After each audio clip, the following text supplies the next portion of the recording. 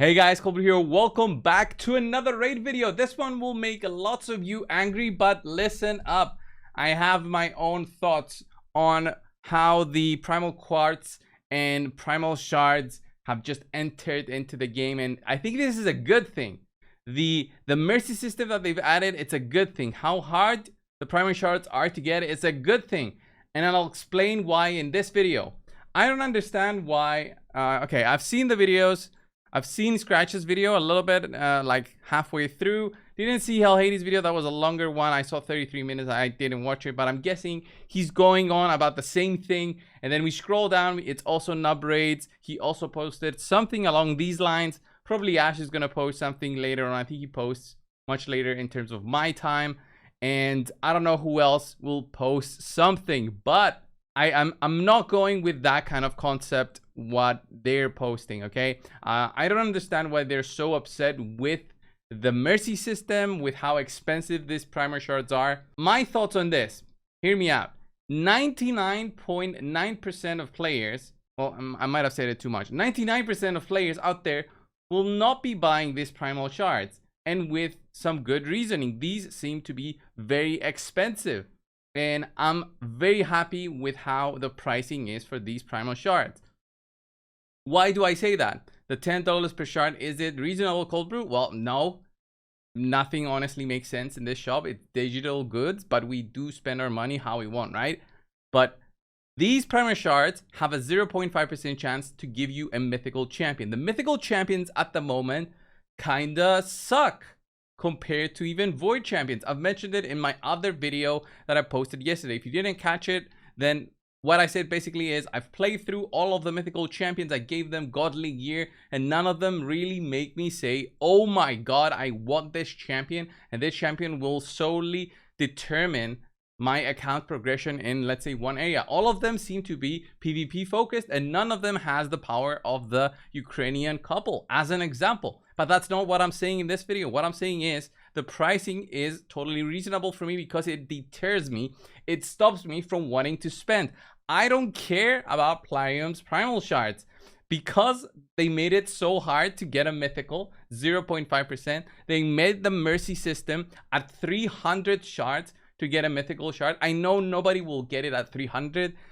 Most probably the average will be around 250. Very unlikely somebody actually has to pull 300 to get him. That is how the odds work. Okay, the percentage goes up 1%, and they made it so that it's the most expensive possible way of progression in terms of the mercy system. That's why they made it like that. They made it so it punishes the spenders. And if you are not a spender in this game, you're a free-to-play mid spender, low spender to mid spender, you should be totally happy about this, as I am right now. Currently, I haven't been a spender in raid for about, I want to say, at least 2 months now. I haven't bought anything, and even haven't bought the daily gem pack. Why did I do that? Well, I do get some resources from Plarium, so it doesn't really affect my normal gameplay. What I would do if I didn't get the resources for Plarium and I was still interested about the game, probably daily gem pack and probably the monthly pack, but that's pretty much it. I don't want to feed into that necessity of buying and buying and buying. I don't see that the point. What everybody needs to focus on right now is something except from the primal shards. The primal shards will only benefit you if you think about it positively at the moment for 99% of players out there, because you will not get the mythical champion, but the shards will be a resource for you when the summoning events come, when there's a fusion. You'll be saving these shards up like I'm doing right now. I haven't pulled mine. There's no reason to pull it right now, not only because I know I'll get nothing, but also because that can possibly be around 200 to 250, 300 maybe. I doubt it 300, maybe 250 points for a summoning event. And remember, sacred shards are 500, void shards are 120. So this one's probably somewhere in between, but not too heavy off the midpoint. So maybe 250, maybe 200. Okay, that's how I see the primal shards. But that's a lot of points if you think about it, that you can slowly save up to make sure when the next fusion comes, you're going to be ready. All right, when the next fusion comes, you're going to be ready, and that will be an easier way for you. Not easy, an easier way for you to acquire those points. I hope that this is not also a signal for Priam to just take the points that you need to get the, let's say, fragments, 5 fragments, to a little bit higher. I hope that's not what they'll do, but that's what players should be doing, in my opinion, if they want to be preparing for fusions and fragment collections. The way that they made it is that the Primal Shards will be so infrequent that you acquire them that it doesn't matter in terms of getting a mythical. You're never gonna get a mythical by, well, not never say never, right? You're highly unlikely to get a mythical just from the one that you get every month, and from the clash of the Hydra Clash. The top reward right here gives you 30 to 75, which is probably an average every 2 weeks, sometimes every 3-4 weeks even, because you get 30. It's not 33.5, right? So it's basically every 3 to 4 times that you get this. And this gets even worse when you consider that it's very unlikely that you'll be finishing first. Your clan will be finishing first every single time. You might be finishing second, which is way less. Third, again, way less. And then it's even worse when you don't even finish in the top 3, okay? So with that being said, what should the 99% of players be doing with this new thing that has been added to the game? Well, nothing. What you need to do, though, is make sure you plan for the future. I'm not talking about fusions, but I'm talking about the actual most difficult part of a mythical champion, which will be scaling them up. Go away, Primal Shard pack, go away. I don't care about that.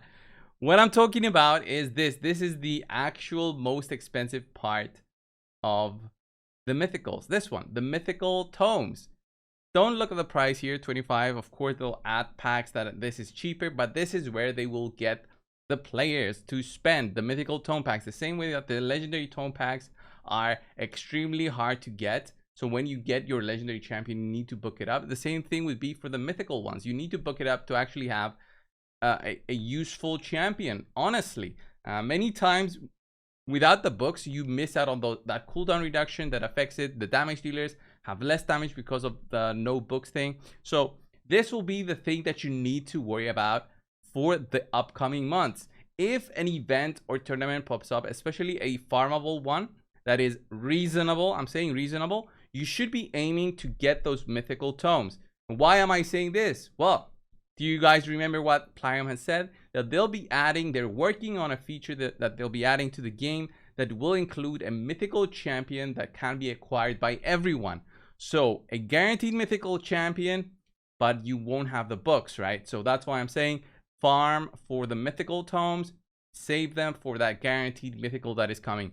And if we base on what we had so far in terms of free champions added into raid, we had Arbiter, we had Remantu in terms of reward champions that we worked on to get them. If you don't have these yet, then mythical champion should be the least of your worries. But what I'm saying is that these champions affected the game a lot, especially Remantu for quite some time in terms of the arenas, and Arbiter for a long time was the leader in terms of arena usefulness. You'd see only Arbiter leads. That doesn't happen anymore, but you understand the usefulness of these champions, that still is relevant. You can still see a Remantu in arena, you can still see an Arbiter in arena, although many new champions have been added since the early times of raid, right? So when they put in a mythical champion like that, they put in Mithrala as an example for Hydra. When they put in a mythical champion through a new type of maybe clan boss, right? And that will be farmable. What you need to be doing is, okay, what do I need for that mythical champion eventually once I get him? Well, you'll need the books. That's why I'm coming back to saying Primal Shards should be the least of your worries. And for me, that's going to be my plan for the future. If I see something like a champion training event or dungeon divers or even an artifact enhancement, I'll try to push to get the mythical tome.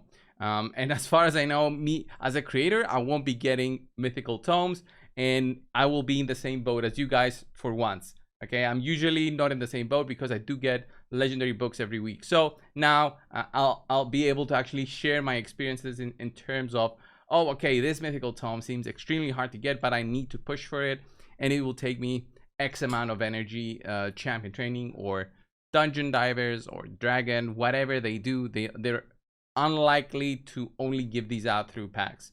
It's very likely that they'll do what they've done before, and it's offer them through events usually. Very rarely you'll see them in champion tournaments, champion training tournaments, dragon tournaments. Very unlikely that you'll see them maybe in top rewards for finishing first, but most of the time it's through events where you will see like a legendary book in the end here. Like this time around here, you see the Primal Shard. Maybe in the future, in this position, maybe not 12,000, maybe they'll add it at 14,000 or something.